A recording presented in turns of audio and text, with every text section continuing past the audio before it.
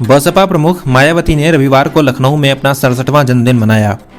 इस मौके पर मायावती ने मेरे संघर्षमय जीवन और बसपा मूवमेंट का सफरनामा भाग 18 हिंदी और अंग्रेजी पुस्तक का विमोचन किया।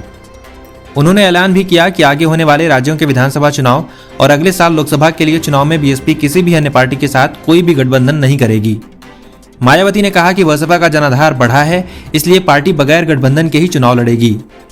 मायावती ने इस दौरान ईवीएम पर भी सवाल उठाए और कहा कि मशीन में गड़बड़ होने की वजह से ही विधानसभा चुनाव में बीएसपी को करारी हार मिली है। वोटिंग मशीन में वोट पड़ा है तो उससे जो पर्चियां उससे पूरी की पूरी पर्चियां टैली होनी चाहिए, मालूम पड़ जाएगा। फिर उसको भी ये करने के लिए तैयार नहीं है। तो इसलिए ये जो आपने सवाल पूछा है ये केवल ईवीएम का कमाल है और कुछ नहीं। तो मैम ईवीएम बैन करने के लिए आप क्या करेंगी? और आप क्या करेंगी इसके लिए? नहीं, हम लोग तो हमको जो कर सकते थे। क्या बीएसपी कोई मूवमेंट करेगी, आंदोलन चलाएगी? मायावती हमने माननीय चुनाव आयोग को भी कहा, आज फिर हम मीडिया के माध्यम से कह रहे हैं कि आप बैलेट पेपर से चुनाव कराएं। दुनिया के बहुत से ऐसे देश हैं जहां पर ये सब गड़बड़ हो रहा था, तो फिर से बैलेट पेपर पर आ गए। क्यों नहीं बैलेट पेपर पे आ गए? सूर्य के उत्तरायण होने के पर्व मकर संक्रांति पर माघ मेले में रविवार को लाखों श्रद्धालुओं ने संगम में स्नान किया। रविवार को दोपहर 12 बजे तक लगभग 10 लाख श्रद्धालुओं ने प्रयाग के सभी स्नान घाटों पर आस्था की डुबकी लगाई। माघ मेला क्षेत्र के सभी 16 घाटों पर स्नान, ध्यान, पूजा पाठ कर स्नानार्थियों ने दान पुण्य भी किया। इसके अलावा वाराणसी, रायबरेली और हापुड़ में भी लोगों ने पवित्र स्नान कर मोक्ष की कामना की। इस दौरान प्रशासन की ओर से सुरक्षा के सख्त इंतजाम किए गए थे। उत्तर प्रदेश के कासगंज जिले में निर्माणाधीन दीवार गिरने से बड़ा हादसा हो गया। हादसे में एक ही परिवार के 4 लोग मलबे में दब गए।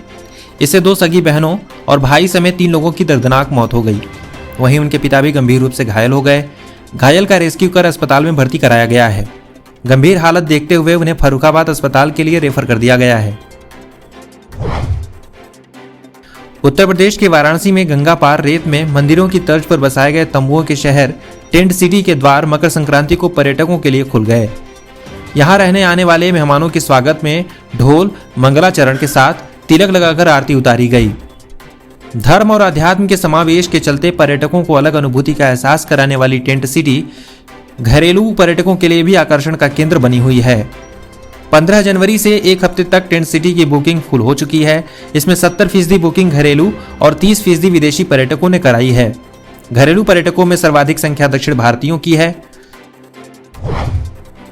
उत्तर प्रदेश के कानपुर से एक दर्दनाक घटना सामने आई है। शनिवार रात भीषण सर्दी के बीच किसान आवारा मवेशियों से खेतों की रखवाली कर रहा था। आधी रात के बाद उसे अचानक ठंड लगने लगी। उसने पिता को आवाज लगाई और कहा कि आग जला दो, बहुत ठंड लग रही है। युवक के पिता जब तक आग जलाते उसने दम तोड़ दिया।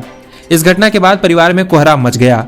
किसान की मौत की सूचना पर पहुंची पुलिस ने शव को कब्जे में लेकर पोस्टमार्टम के लिए भेज दिया है।